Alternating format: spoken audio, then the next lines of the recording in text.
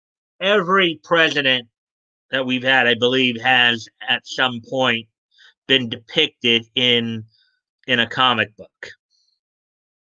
So, like George Washington, Abraham Lincoln, probably in more historical series like stories of the Wild West, or the frontiers. I know George Washington, as General Washington, made some appearances in the Tomahawk series by DC. So, um, but this is going to focus more on the contemporary presidents, and how they've been depicted during the times in which they made their appearances in comics as at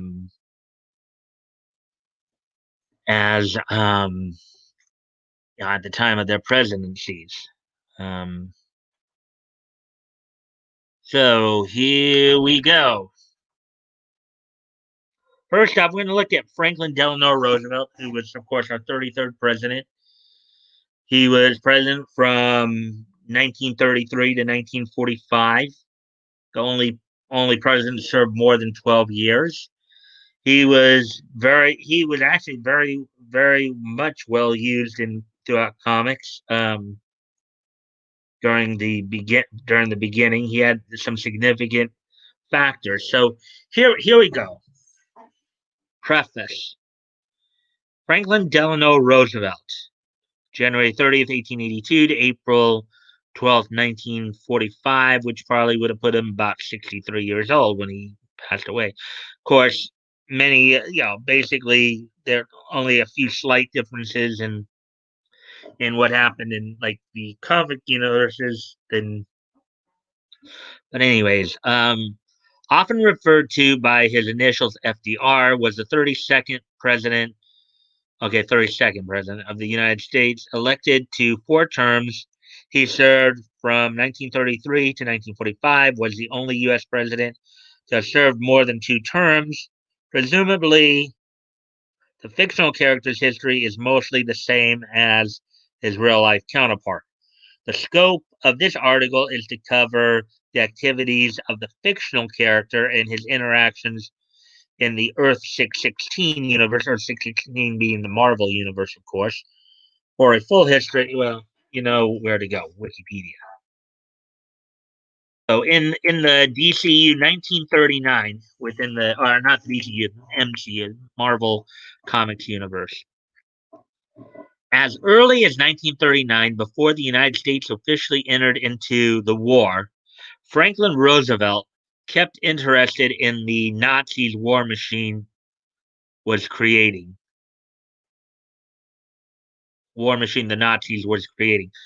Hearing of the Nazis' Project Nietzsche, an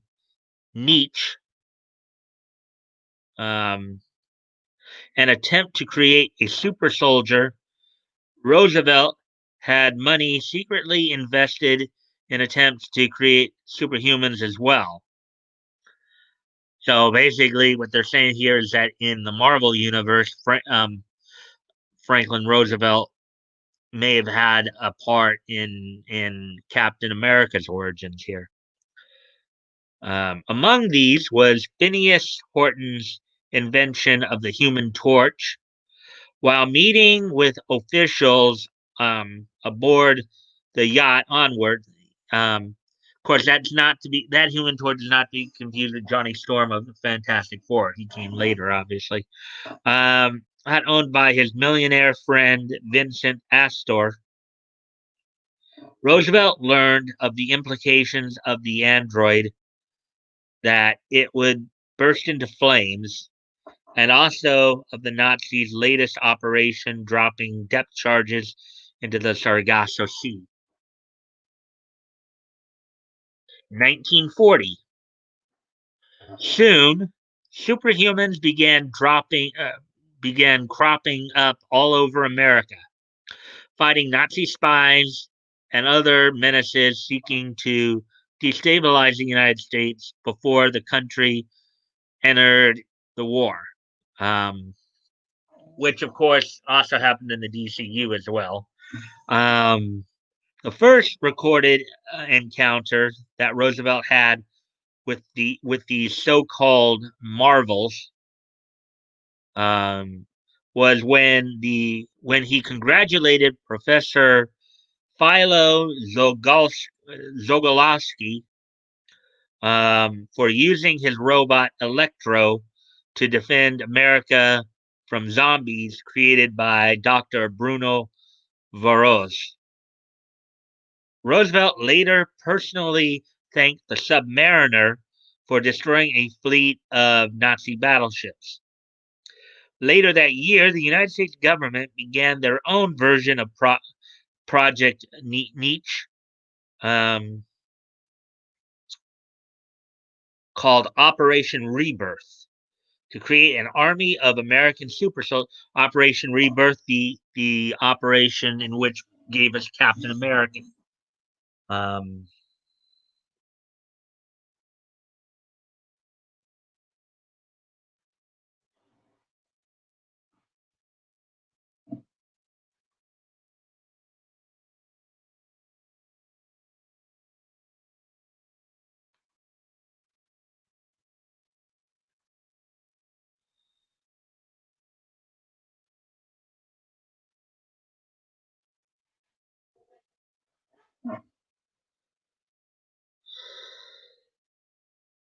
on September 14th, 1940, in a secret meeting with state officials, Roosevelt sanctioned the creation of a robot called Tess 1, a robot constructed to eliminate super soldiers that might go rogue before the project was put underway. We now get into 1941 here. On Roosevelt's birthday, he became a target of Nazi spies who sent him the bodies of military officials who were shrunk to doll size. Learning of this, the Terror tracked down the Nazis and shut them down.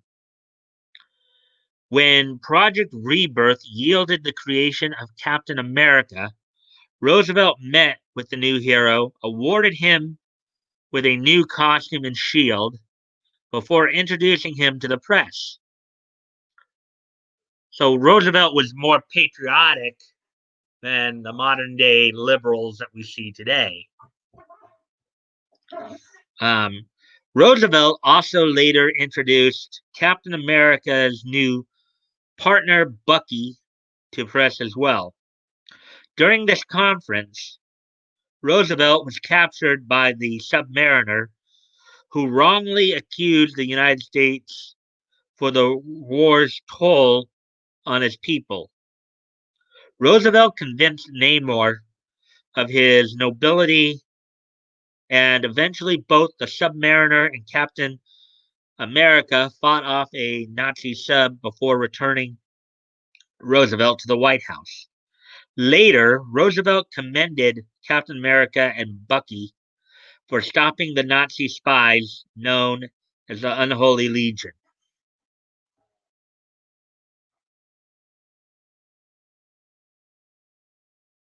Soon after, the Submariner rallied with other undersea races to renew aggressions towards the surface world. In response, Roosevelt mobilized American troops to deal with the threat, but ultimately Namor was stopped by the Human Torch. So basically, now you seem to have a bit of a three-way World War going on here. You have the Axis powers, the Allied powers, and Namor and the Atlanteans. Some kind of like three-way World War going on. Seriously interesting stuff, though, huh? Um,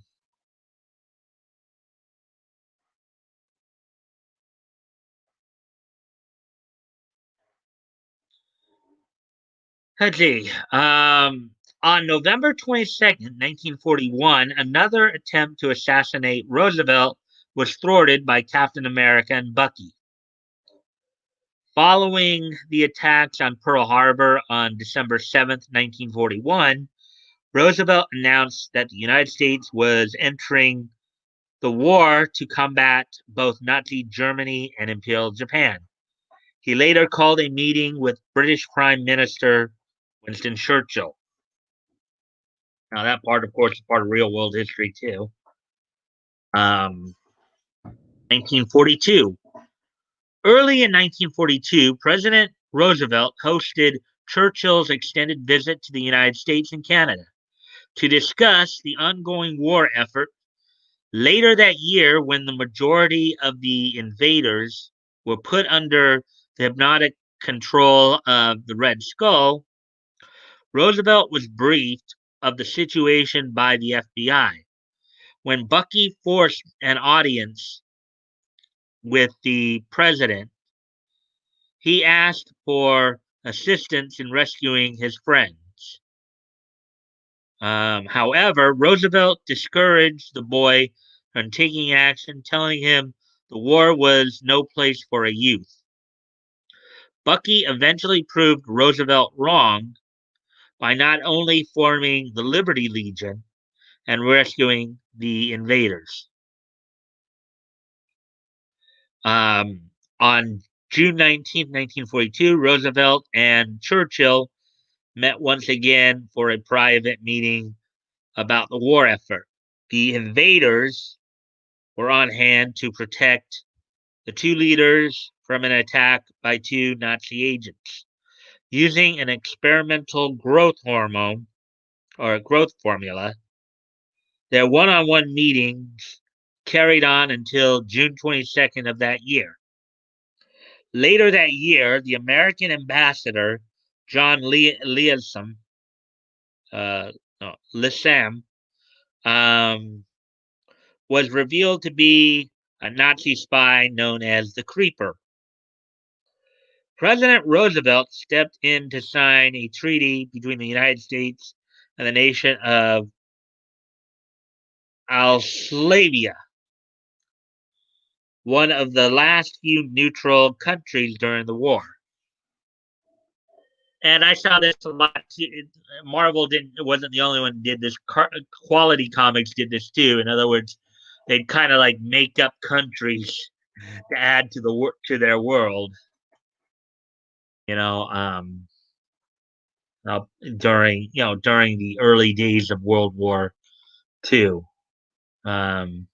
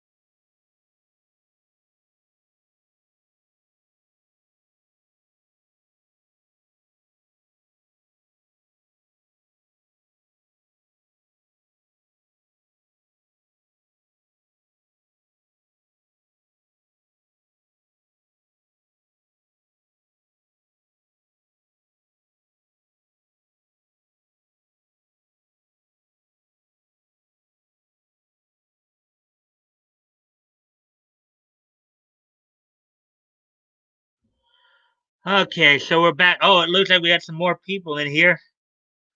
Yeah, man. Okay, we should be back up now. Something goofy happened where my connection went out. Hey, Hinode. Goodbye. Yeah. Hey, finally got some people in here, and then they disappeared on me again. Oh boy. Uh, 3 people now, so that's good. So of course, what I've been going over, as I said last night, I was going over. Right now, I'm going over Franklin Roosevelt in the Marvel universe here. Let me bring that back up. Um,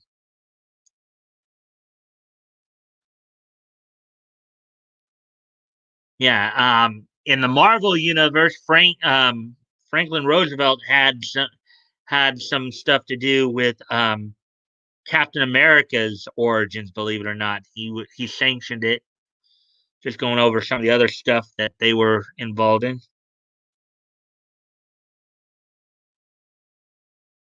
I'm looking here, making sure everything else is up and ready. Okay. So, anyways, looks like we had somebody leave us again. Hopefully, they'll be back.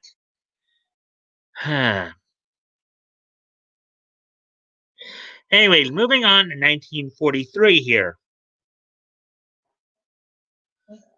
When 7 goodwill ambassadors destined to the South American nation of Bonara were murdered by the ambassador of terror, Roosevelt sanctioned the young allies to go in their place, succeeding in security. I guess, and secure. I think it's supposed to be securing a trade deal to export rubber from the country. Roosevelt later sent an official directive sending Captain America and Bucky to Hollywood, California, to investigate active sabotage at Democracy Pictures, where a serial about Captain America was being filmed. Obviously, in the Marvel universe, Roosevelt was proving to be more patriotic, getting behind the project to help Captain America. YouTube's having a meltdown tonight. People covering the election have been having their stream cut off. Yeah, mine just cut off a few minutes ago. Oh, I got a little teed off at that. And I wasn't even directly covering the election. I'm focusing more on how the presidents have been depicted in comics, focusing right now on Roosevelt and Marvel Comics. But I think YouTube also is getting a little fit happy because apparently there's some stuff going on. Virginia might flip red. Ohio, it took Ohio a while to get Trump getting that. It could be a big night for Republicans, though, in that regard. But anyways, with all that being said, hold on a second to go off camera once again. Uh,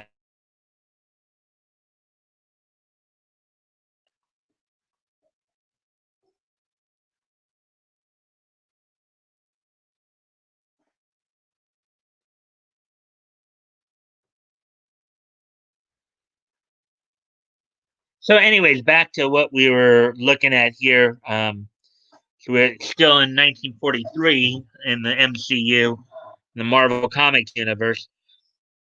Roosevelt soon became a target of a series of assassination attempts in 1943. The first was plotted by Nazi Agent Cobra, who sought to eliminate Roosevelt, Churchill, and Joseph Stalin during a meeting out in the Atlantic. The plot was foiled by the Submariner. Um, the next attempt was by Nazi assassin Jürgen Klein, um, who attempted to kill Roosevelt, Churchill, and Stalin during a meeting in Tehran. Um, The second attempt was, I think that's supposed to be foiled, not soiled, by Nick Fury and his Howling Commandos. Of course, this was before he founded Shield. And what I can tell you guys, now granted, my knowledge is a little bit more along the lines with DC.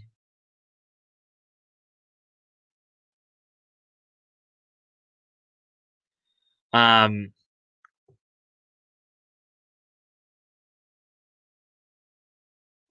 Virginia 52 Trump to Biden 46. Yeah, that's kind. It's kind of funny if Virginia actually does end up turning red, being flipped red. That's going to send a lot of and Trump takes all the and I know Ty said this too. If he ends up flipping Virginia and Trump takes all of what he's expected to, he's going to win this election. So, and I'm guessing people are still having, I guess, is still having their feed cut off. I guess YouTube's acting up, I guess. So, but anyways, back to this article here. Let's see. As we now get into 1944, yet another plot by Nazi spies was foiled by the Patriot in 1944. Later, Roosevelt personally greeted the Howling Commandos during a hero's welcome ceremony during one of the group's brief returns to the United States, following a mission behind German lines. When a meeting in the West Indies, when in a meeting in the West Indies, Roosevelt became a target of Nazi scientist the Zombie Master and his army of zombies. This assassination attempt was prevented by the Submariner. Later, when a lighthouse keeper's attendant obtained a meteor fragment that could be used as a destructive weapon and offered it to the highest bidder, Roosevelt suspected that the Nazis and the Japanese might use trickery to obtain the weapon. To prevent this, Roosevelt sent Captain America and Bucky to ensure that if the weapon did not to ensure the weapon did not end up in American hands, it was to be destroyed. So basically, either get it or destroy it, which was a common theme, obviously, in many. It's like, well, if we can't have it, then nobody can have it. Um,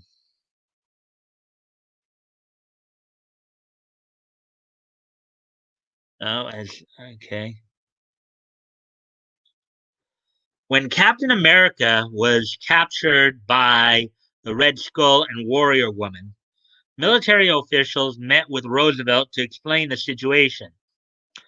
With the risk of Captain America being killed and his death being used as Nazi propaganda, Roosevelt agreed to a secret plan that would see a man of similar physical characteristics take up the role of Captain America so that his death can be denied and Americans not lose faith.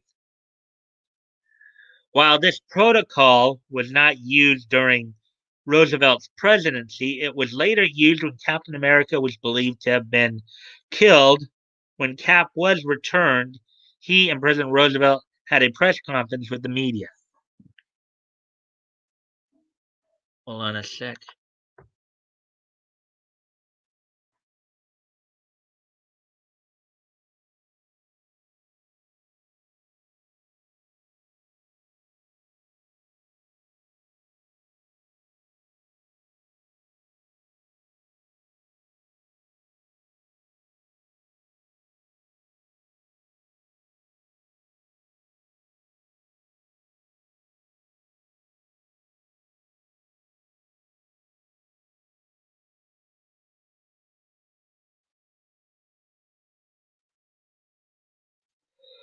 Yes. One of the things that does seem very obvious here is how,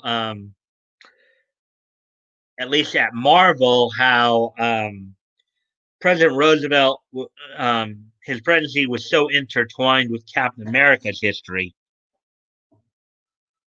Um, so that's obviously pretty interesting, to say the least. Um,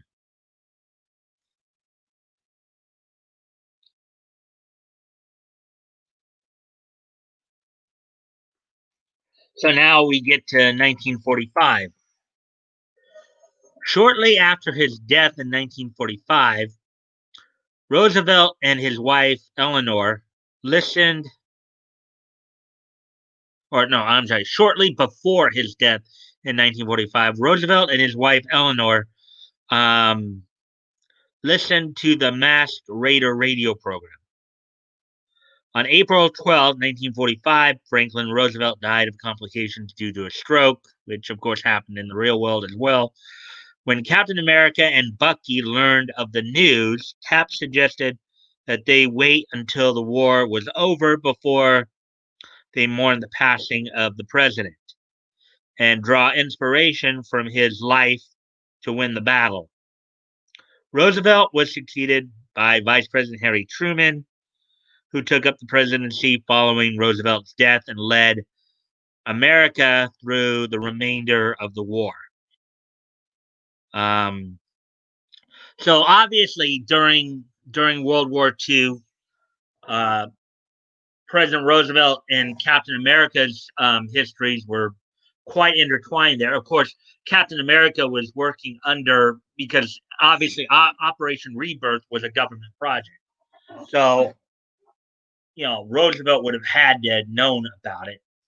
So, very interesting how they portrayed him, in that manner. Um, so, in a dead president here, so obviously there was a storyline in Marvel called Dead Presidents. Let's see what this talks about here. Roosevelt was resurrected as a zombie along with the other deceased presidents of the United States by Michael the Necromancer and began wreaking havoc in Manhattan. The mercenary Deadpool, which is, from what I've heard, is Marvel's version of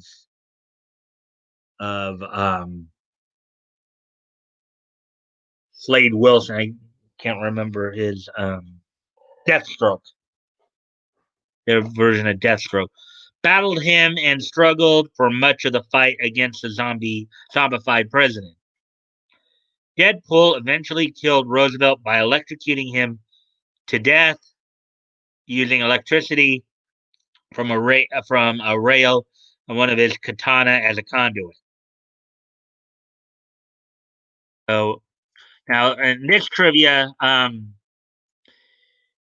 Earth 1218, Franklin and his wife Eleanor were both born into the Roosevelt family of New York, a wealthy Dutch American family who have resided in New York since the 17th century. Franklin and Eleanor were fifth cousins once removed, and Eleanor was a niece of Theodore Roosevelt. So apparently on Earth 1218, you had kissing cousins, basically. So that was Marvel's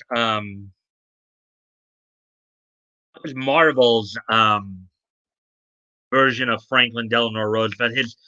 His history was, of course, very intertwined with Captain America, um, having commissioned the project, and he was, of course, there were several assassination attempts on his life in Marvel as well.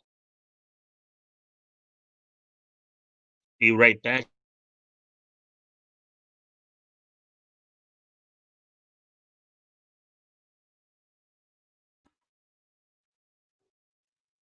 And obviously, he probably seemed quite a bit more patriotic in this sense than Then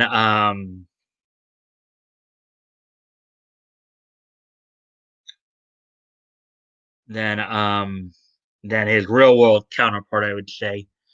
Um, Let me see. Considering that I need to get through a whole lot, I don't know if I'll actually read any, because I want to just give general idea of how they were depicted, what roles they played within their respective universes. So what we're gonna do now is we're gonna go take a look at Roosevelt's roles within the DCU and also probably quality comics as well.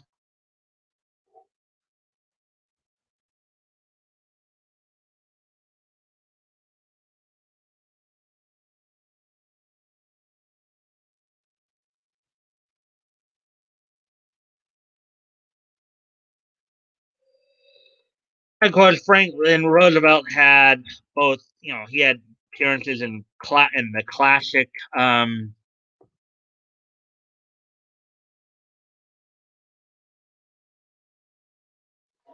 of course, here once they get a lot of the basic information that's the same. The fact that he was the 32nd president during World War II, and in the DCU, FDR was instrumental in the formation of the Justice Society of America, which was the basically the Earth 2's version of Justice League and All Star Comics. And here you see the quote here is saying, "Oh, I do think I know well enough the voice of the young man who saved my life in this very room just over a year ago. It was all any American would have done, sir, even a Republican." Oh, wow.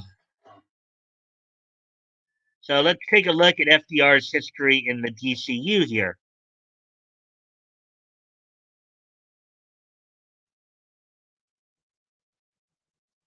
Hope you guys are finding this stuff interesting because obviously it to me it's interesting. I figured you guys might find it interesting too, and just seeing the roles presidents played in other universes.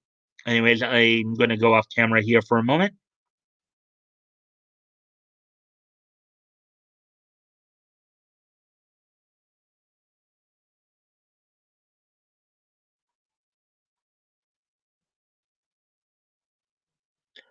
All right, so let's take a look here. FDR and the JSA founding.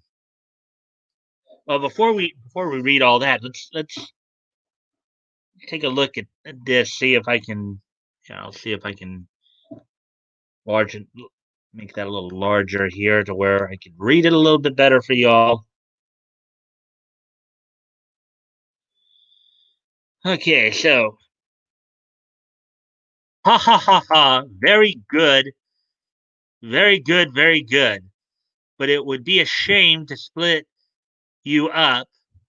The group of you, I mean, and then you kind of see Superman here saying, oh wait, no.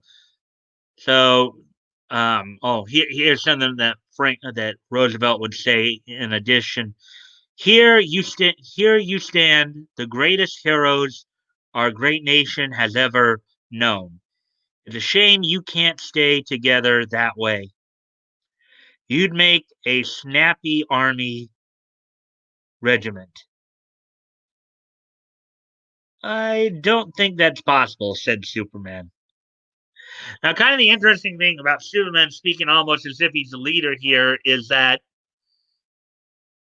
Superman and Batman were honorary members of the Justice Society from Jump. Okay, they were not like full. They were honorary members from Jump because they already had their own. Back in the Golden Age, those characters who had like their own series were made honorary members. So So, anyways, here we go. Let's look through this. On the 9th of November 1940, in response to Hitler's Operation Sea Lion, President Roosevelt directed his own intelligence agents and their British counterparts in the U.S. to contact several mystery men. So in the Marvel universe, they called their superheroes Marvels. In Detective Comics universe, they called them mystery men. Men of mystery, basically, because of secret identities and the like. Excuse me one more time.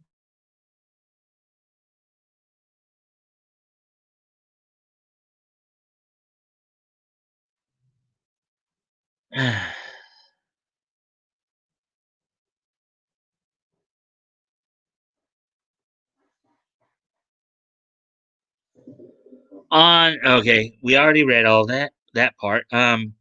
With the help of the Gotham City Police Department, they were able to contact Green Lantern, and when the Flash heard a rumor about this, he spontaneously showed up at GL's meeting with MI5 agent Smythe.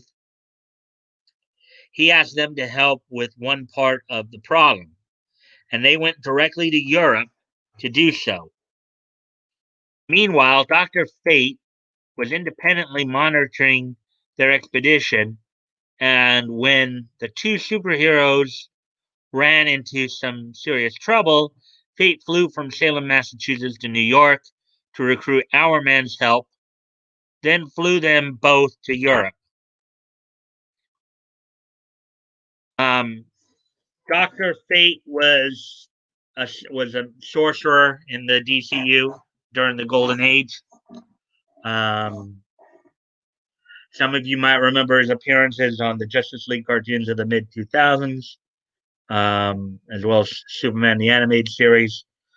Our Man was a hero who got his powers through the use of a drug he developed. He was chemist Rex Tyler, and he got his powers through the use of a drug called Miraclo. Some people would later say that it was in post-crisis world, it was used as a derivative for Bane's venom formula. So, anyways, excuse me a moment here.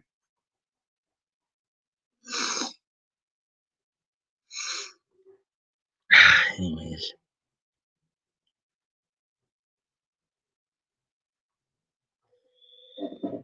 So with that, okay, on the 10th of November, 1940, I guess the next day in Berlin, Green Lantern and the Flash were rescued from Adolf Hitler by Dr. Fate and Hourman. And Hitler used the Spear of Destiny to summon forth 5 Valkyries, and a prolonged battle ensued. Now, the Spear of Destiny was an I that was just that was the in the DCU world, that was the Spear of Longinus, the spear that was used to pierce Jesus's ribs. Um, in the DCU, it was said to have the ability to take over metahumans or superheroes, basically. So, during this fight, Doctor Fate transmitted 4 magical messages to the eastern United States, one apiece to the Atom. That's Al Pratt, not Ray Palmer. The Golden Age Atom was simply a small man, like a man who's like 5'2", but a very well trained boxer. Um, Hawkman, Carter Hall, the Sandman. This Sandman he was kind of like Batman. He didn't really have any actual super. It was later retconned that he had the ability of precognition, but during his Golden Age run here, the Sandman was simply much like Batman. He was just simply a mystery man with no natural superpowers. Just basically had a lot of he was obvious. He was a pilot. He knew how to, he knew basic hand to hand and some weapon, some projectile weapon usage. He would use gas guns. He'd use gas guns as part of his paraphernalia. And then the Spectre, who was basically the wrath of God. All four of them were magically transported to Dover, England, the landing site of a gigantic invasion by German military forces. Spectre annihilated most of these forces. While this was going on, Hitler dispatched an experimental long-range bomber to fly from Berlin to Washington, D.C. to obliterate that city. Hitler pulled the Valkyries away from their fight, to escort the super bomber on its critical mission. Suddenly unopposed, Fate's group hooked up with the Spectre's group in southern Britain. Notes were compared, and then all 8 heroes went in pursuit of the bomber and its mythological escorts. The Valkyries, of course, were part of Norse mythology. They were warrior maidens. Wow, we got a hello, fourth person. How are you doing tonight? We're going over some comics. Well, we're looking at the basically how presidents were depicted in comics. Excuse me a moment here.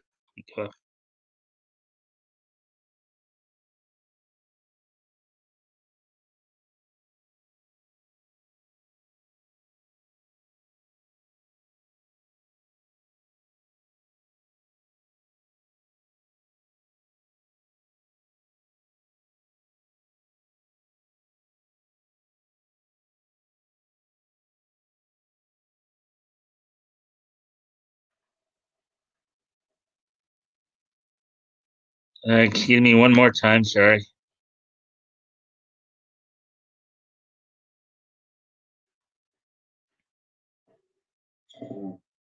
Wow, I've really been covering this stuff. We're almost at the hour mark here. Let's see.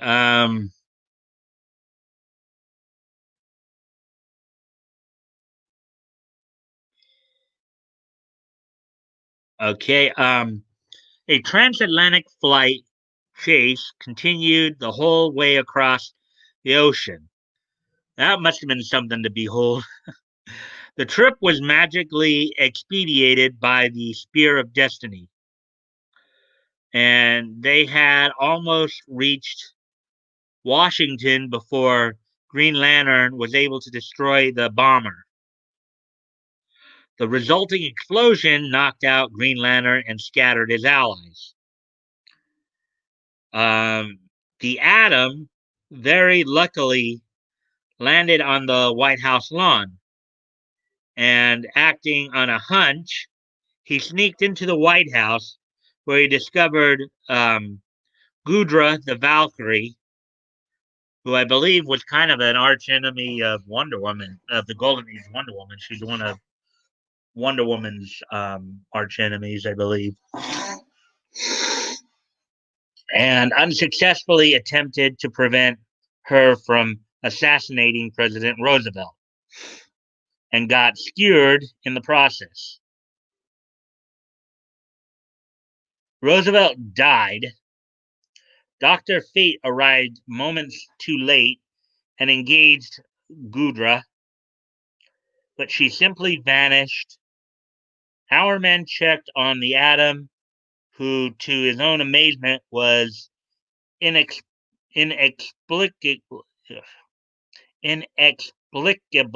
alive. Spectre traveled into the realm of the dead and found Roosevelt's spirit marching along with many others. toward a blinding light. The Spectre had a very emotional conversation with the voice of God, and at the end of it, the voice allowed Roosevelt to return to Earth alive. Okay, so so he was killed and then brought back to life in the DCU. So rather than being able to, so there's a slight difference there. In Marvel, the Marvel heroes were able to keep the president from being assassinated. The DC, at least on this occasion, the DC didn't, and and this, of course, is apparently all happening in 1940.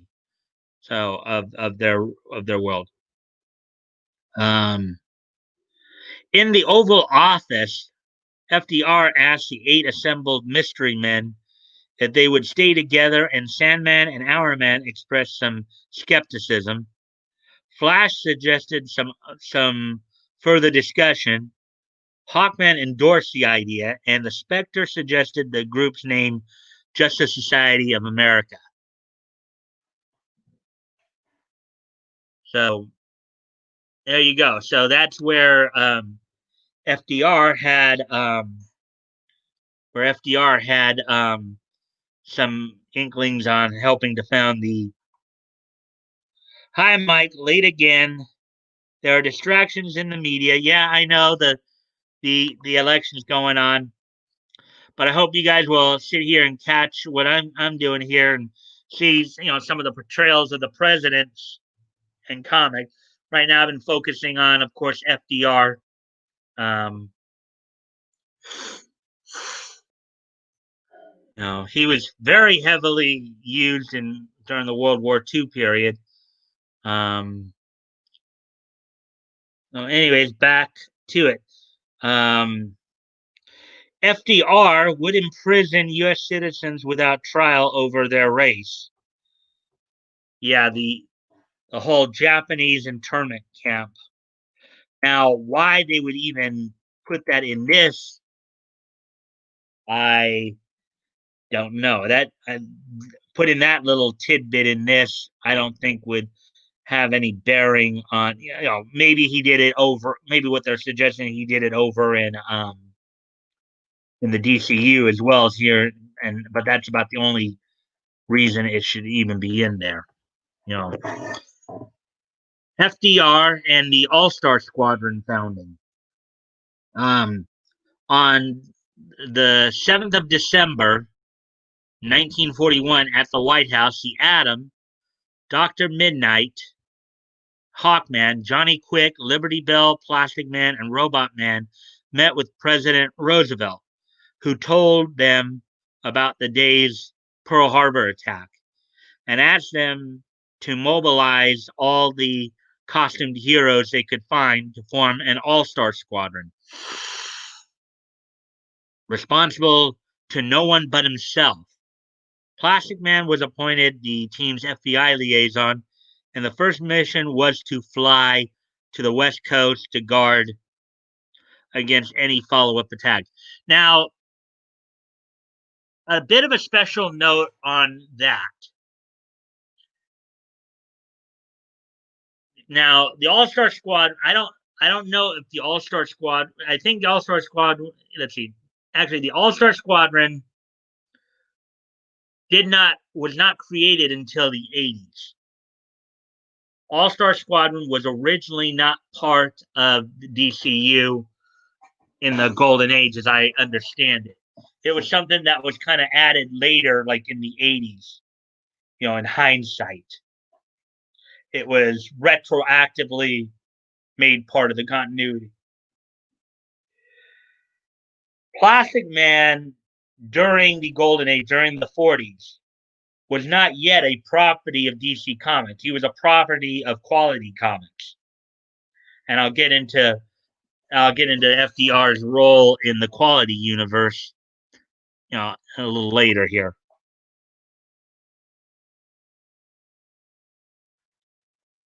So,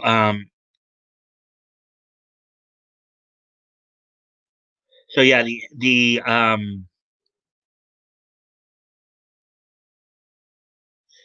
So basically, the All Star in this case, FDR commissioned the All Star Squadron to be his own personal regiment of superheroes to take care of the big stuff stateside because they couldn't. They because of the Spear of Destiny, they couldn't really go over to.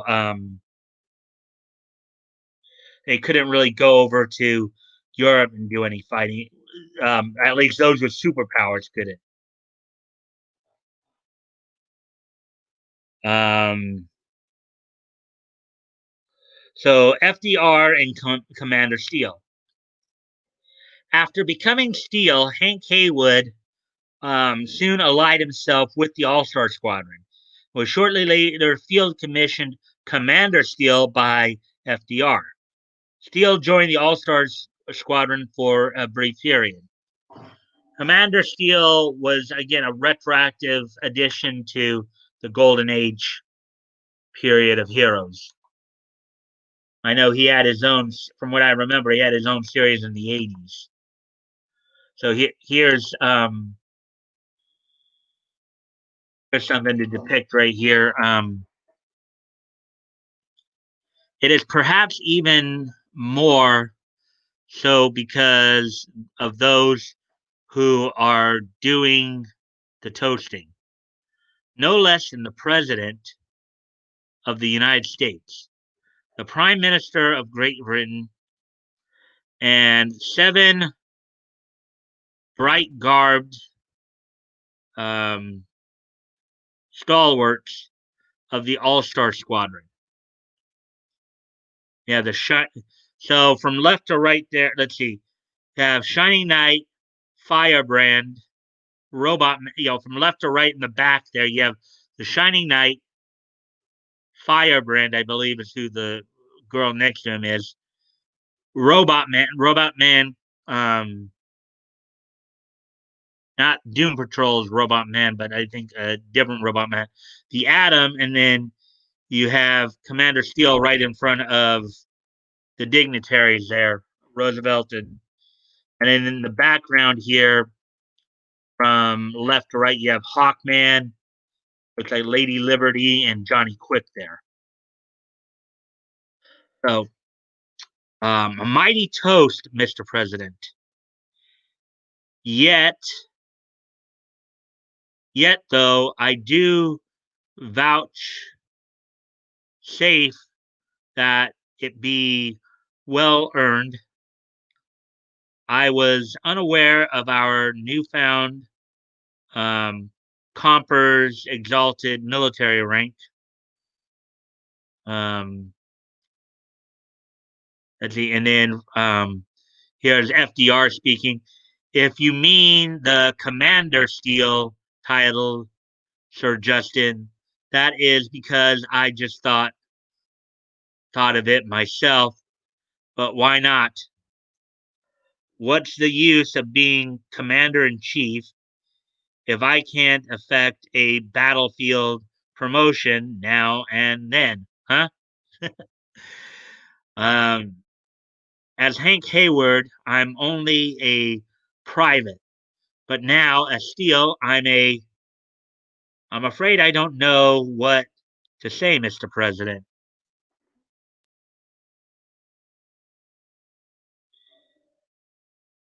Now, Roy Thomas is, of course, the guy who wrote this, who wrote many of the All Star Squadron stories. Here's something, I guess, from and let one who is half American, namely myself, fill the conversational gap with a second and more general toast. Please do, Mr. Prime Minister. So, there you go.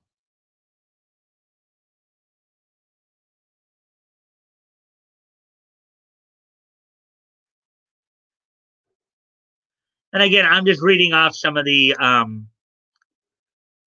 panels here rather than trying to go in and read like full stories. Just kind of give you an idea of just how they talk to each other and how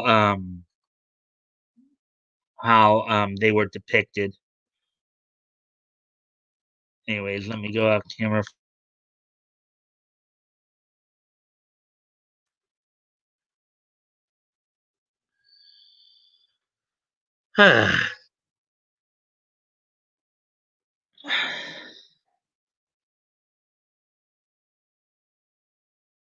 FDR and Mr. America.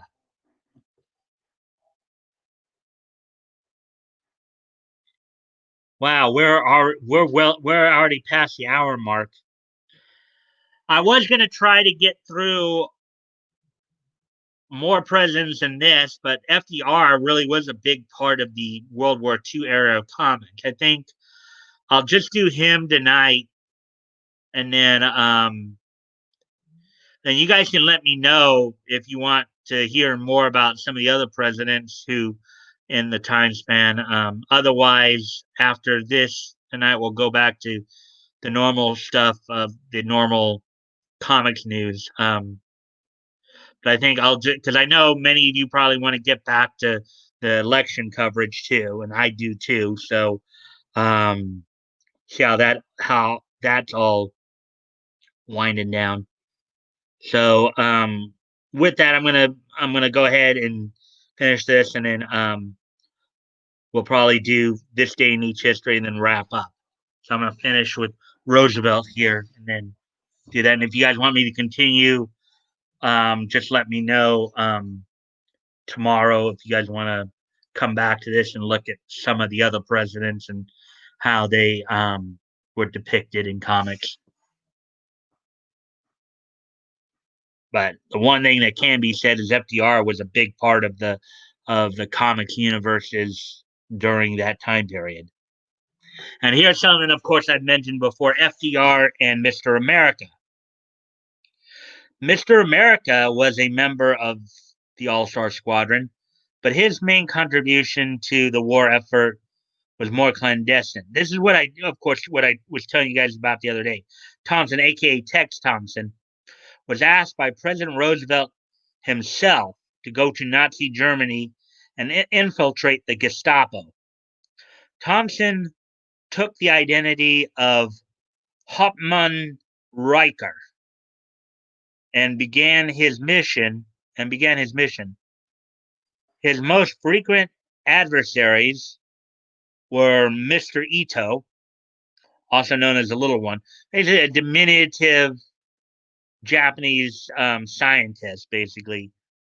A German, Japanese, diminutive, okay, assassin, my mistake. And the Queen Bee. He worked for the Americans for several years behind enemy lines. Fdr and Superman. During a lengthy time travel adventure after trying to save Booster Gold from the Linear Man, Superman witnessed FDR's wartime visit to Metropolis, simultaneously witnessing a Nazi invasion attempting to kill the president. Charging up to the president's hotel room, Superman unintentionally killed the assassin when the killer's bullet ricocheted off Superman's chest, striking the assassin in the heart.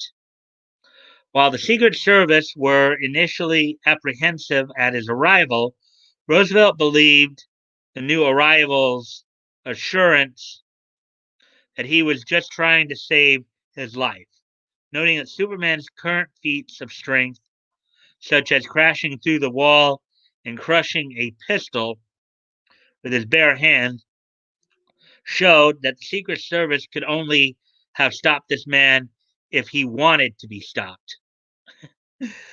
As Superman shook Roosevelt's hand, the two men expressed their honor at the chance to meet with each other. Roosevelt suggesting that they could use a man of his power in the Justice Society. Inspired by this comment, Superman flew away to ask for their help in returning home, but wondered if he could have done anything to save Roosevelt from the cerebral hemorrhage that would later kill him.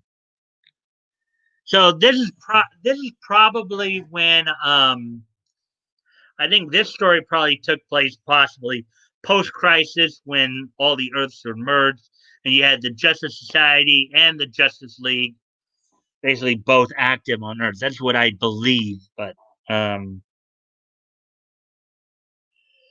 I know that yes.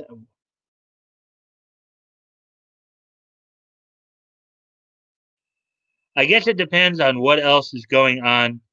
I'm good either way. Um, night Mike, well, night ATC. Um, yeah, it's just that I realized, Hinode, as I'm reading this,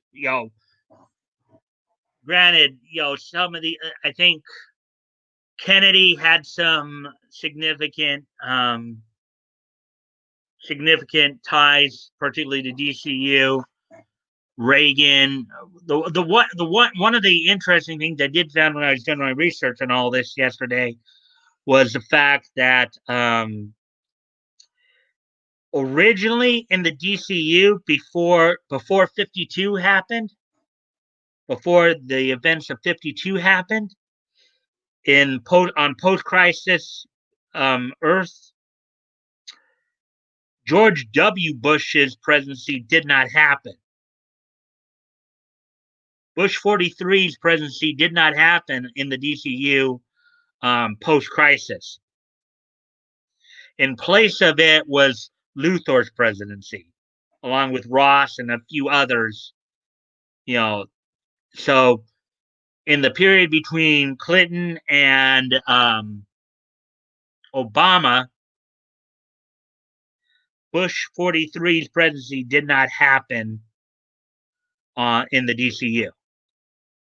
It was retroactively added after the events of 52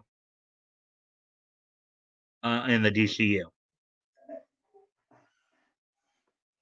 So,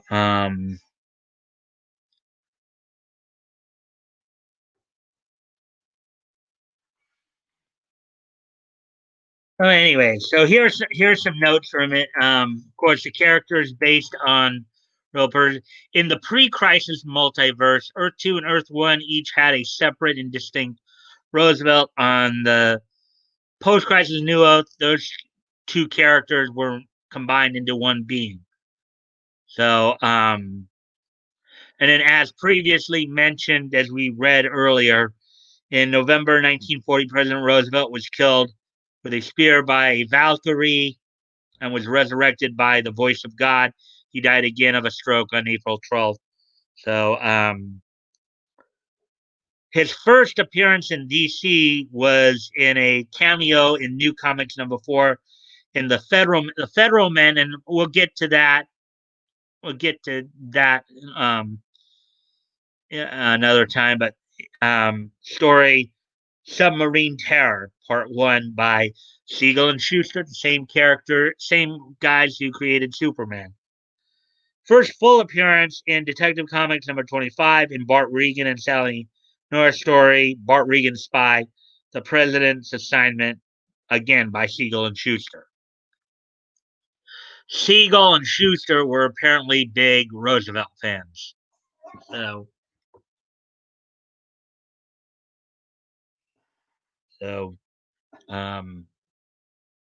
we're down to 2 people now. So I'm gonna hit up one more little section on Roosevelt here. Gonna look at his time in the quality universe, Earth quality. The quality universe was the universe where Plastic Man originally came from. Among some of the heroes that DC picked up from quality included Plastic Man, the Black Hawks, and of course members of the Freedom Fighters, including Uncle Sam, Phantom Lady, Black Condor, Dollman. Those are some of the more well-known names. So this is Franklin Roosevelt from the quality universe. Pretty much of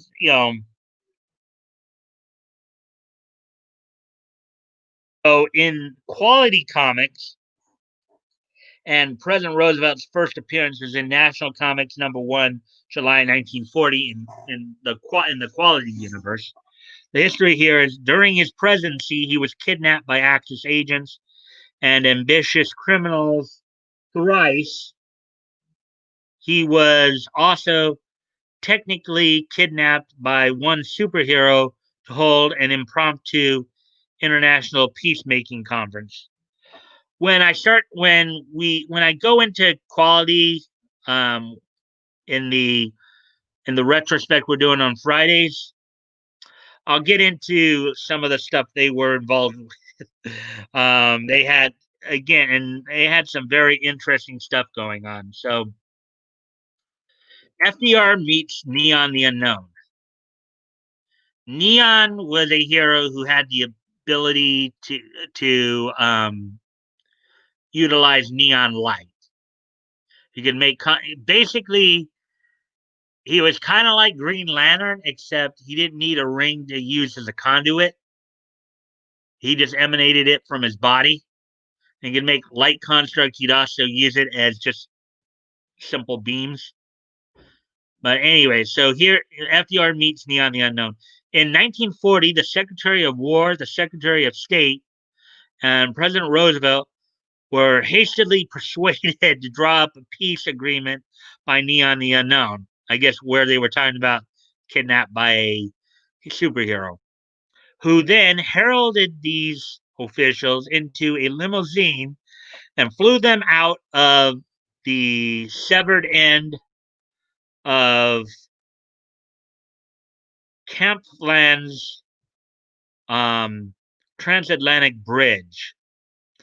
Campland was a made-up country in the quality universe, where they met with the surviving senior officials of the invading Camplandic army and settled their differences. FDR meets Uncle Sam. In 1940, the U.S. president who was depicted with white hair and patterned bald and able to walk was kidnapped from the presidential yacht by foreign agents using an autogyro. An autogyro is an older term for a helicopter. Okay, just for those of you who have never heard that term before, an autogyro is basically just another word for a helicopter. Okay, of a kind of a simpler design though, and a seaplane.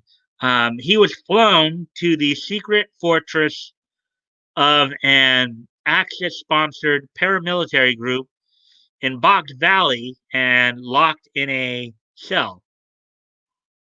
Uncle Sam, in the process of busting this group, the purple shirts, Quality's version of the brown shirts, also found the president's cell wrenched. Also found the president's cell wrenched the bars out of the wall and flew through a stone wall with the president literally holding onto his coattails. Now, Uncle Sam was very similar to Superman, only he wasn't an alien. Uncle Sam got his powers from the spirit of America, basically. Uncle Sam was the World War II incarnation of the spirit of America. In the past, he would be known as, of course, the Minuteman, Brother Jonathan. He was actually split in two during the Civil War, Billy Gray and Johnny Reb. So basically, any classic patriotic meme that you can think of, in Quality they used as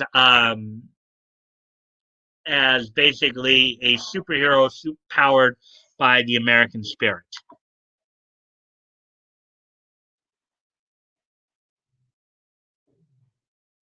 So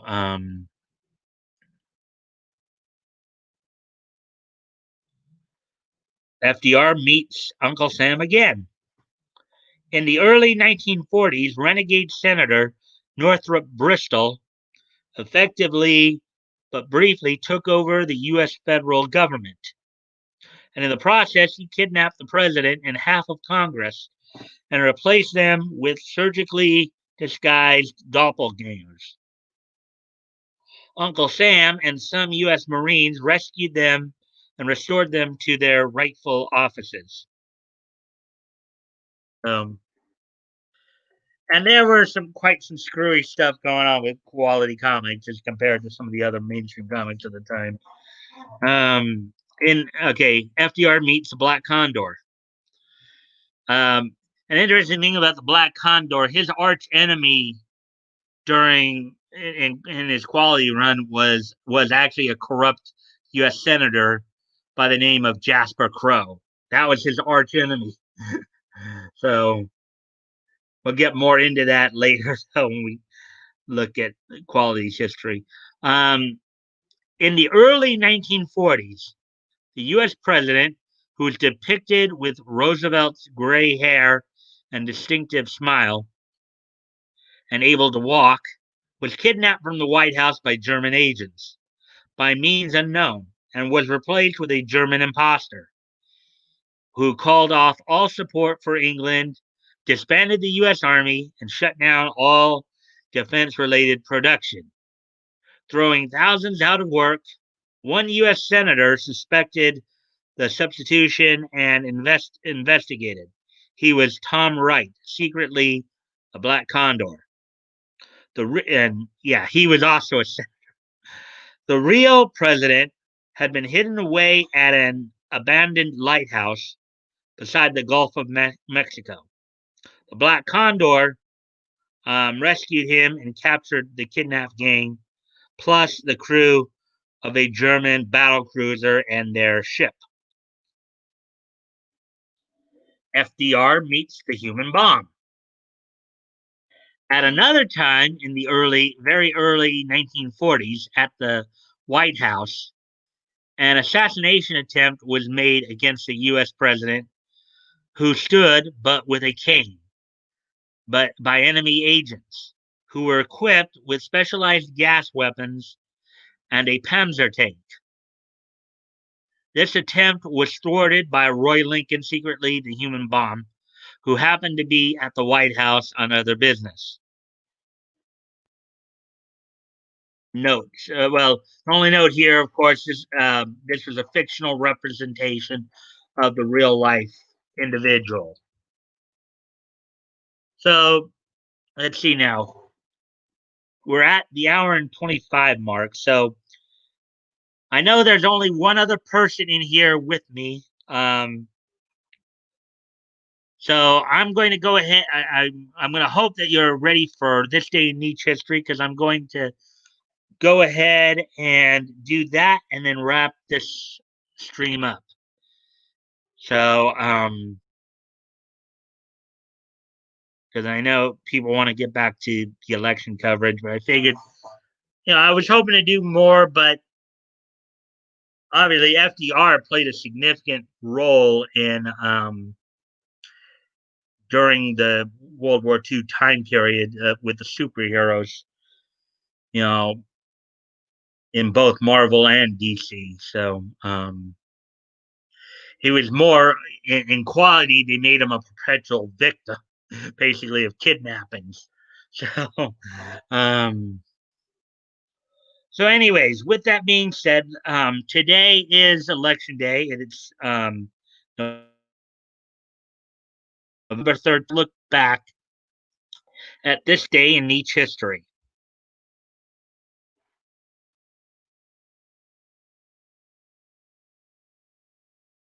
And I thank you guys again for dropping in and stuff like that. And let me take a quick peek to remind myself of the exact order to put everything in. 2010, 1980, 1945, and then 2005. Okay, so here we go.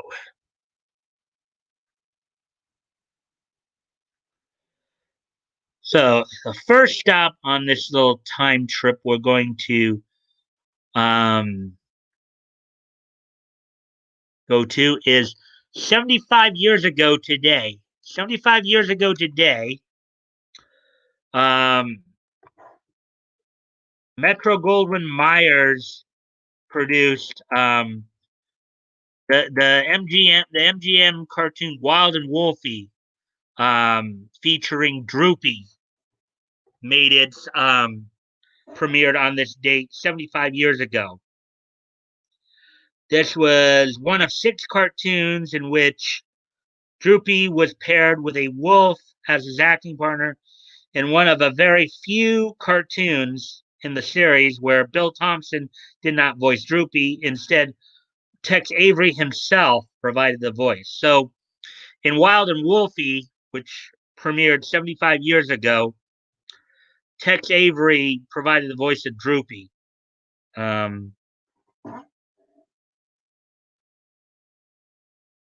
So instead of Bill Thompson. So that happened 75 years ago today. So now let's move on ahead.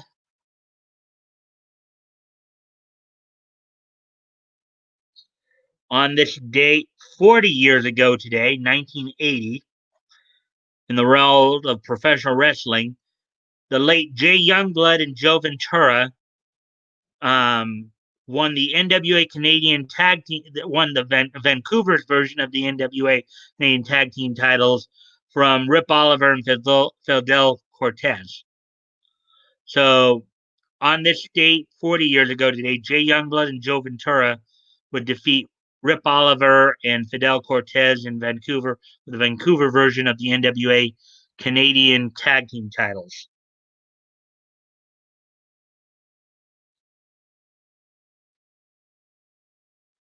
That I would have back up to 3 people here. So the next let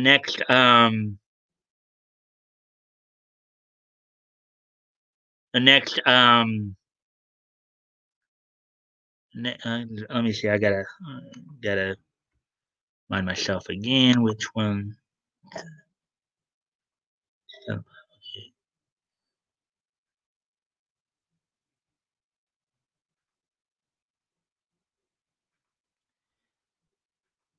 As we now move ahead to the year 2005, which was 15 years ago today,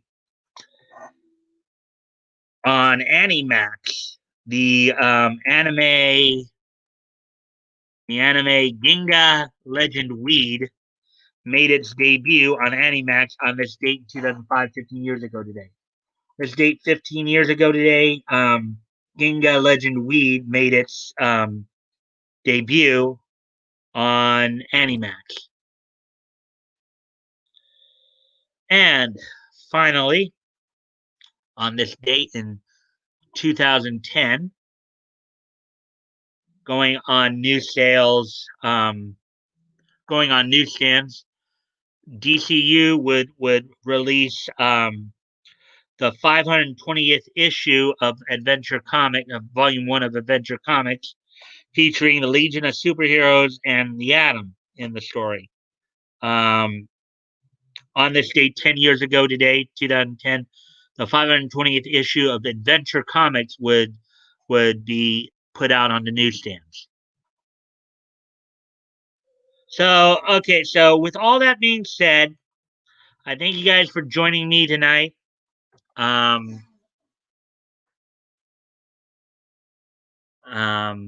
know it's election. I know people want to probably get back to the election coverage.